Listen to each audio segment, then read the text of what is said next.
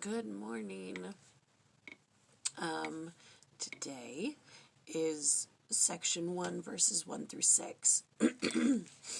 And I'm still trying to work out how I'm doing my studying, but today I am doing Ludlow, breaking it down verse by verse. Now, when I broke it up this way, when I decided to read the whole thing on Monday and then break it up into smaller chunks during the week, I wanted to be able to focus more on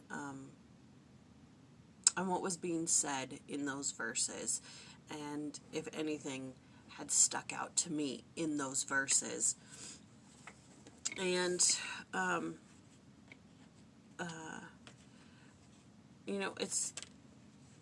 we're working on it. We're developing. Trial and error. We're seeing how it goes. But anyways, in verse 1, it says, "Hearken, O ye people of my church, saith the voice of him who dwells on high, and whose eyes are upon all men. Yea, verily I say, hearken, ye people from afar, and ye that are upon the islands of the sea, listen together." And the part that stuck out to me the most out of these 6 verses was when he said, "whose eyes are upon all men." And it just says to me that you can't escape. He's watching you. You think he's more preoccupied with what's going on over here. He's not. He sees you. He sees what you're doing. He knows all. Anyways, so in Ludlow, it starts off with verse 2, saying that the introductory salutation, "O ye people of my church," should not be interpreted to mean that the Doctrine and Covenants is intended only for members of the church. In the same verse, the Lord also addresses "ye people from afar, and ye that are upon the isles of the sea." And then it goes on to say that it's made clear that this book is, that the Doctrine and Covenants is meant for everyone as a voice of warning. Like, in yesterday's study and today's study, it's made very clear that the Doctrine and Covenants is a book of warning.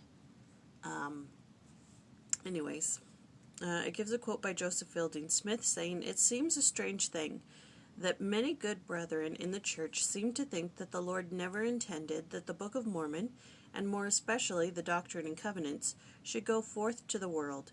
We hear the expression from time to time that these, and especially the revelation in the Doctrine and Covenants, are intended solely for members of the church. But the Lord in his instructions has counseled otherwise. They were intended to be a warning to all the world." And then it gives a quote by Ezra Taft Benson. "So our message is a world message. It is intended for all of our Father's children. When God the Father and his Son Jesus Christ saw fit to come here to earth and appear to a boy prophet, surely such a visitation was intended to bless all of our Father's children." And I like that sentiment, meaning, like, they didn't come to Joseph Smith just to bless him or his family. They came to bless the world through Joseph Smith. And again, it says it's a book of warning. Watch out. Anyways, so also it says that there is no escape. And it says, Joseph Smith says, "You cannot go anywhere but where God can find you out." So you think you're hiding your things, you think you're hiding your thoughts, your deeds, your words, your actions. You're not hiding nothing. You're not hiding nothing.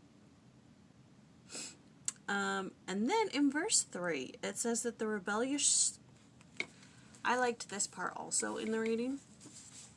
In verse 3, it says, And the rebellious shall be pierced with much sorrow, for their iniquities shall be spoken upon the housetops, and their secret acts shall be revealed.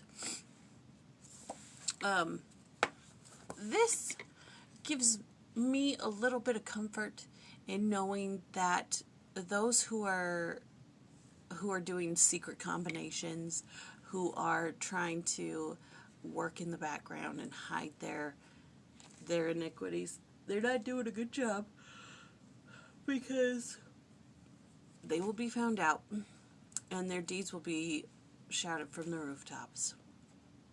Nobody can hide. You can't hide. They can't hide. You think, oh, they're just going to get away with it. They've always gotten away with it. They're going to keep getting away with it. There's no reason I should do anything. They're not going to get away with it. They're going to be held accountable. Anyways, it says, this expression, the rebellious, refers to every soul who rejects the everlasting gospel. When the Church of Jesus Christ of Latter-day Saints was established, this position was made clear to all the world. When the light comes, they can no longer hide their errors, their iniquities, their secret acts. The light reveals these things. That is the true cause of the enmity towards the church. They want the light extinguished. It hurts them.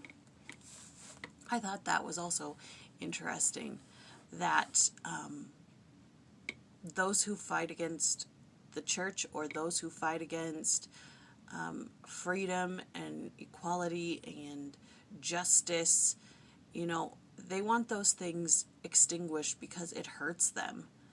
It hurts their, what am I trying to say? It hurts their, I can't think of the word. Anyways, you get what I'm saying. Every soul that is deprived of hearing in this mortal world shall receive the privilege of hearing in the world of spirits, where the gospel also is declared. The elders shall go forth, and none shall stay them, until the Lord declares it is enough. We have all been witnesses to some of the terrible destructions which have been poured without measure, because men have rejected divine truth. And that was Joseph Fielding Smith who said that.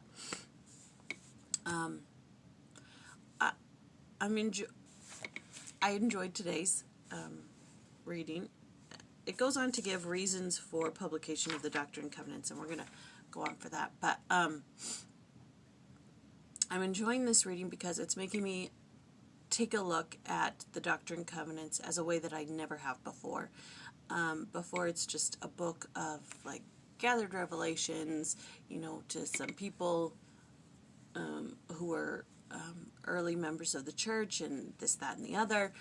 But in this study, it's making me see it as a book of warning, as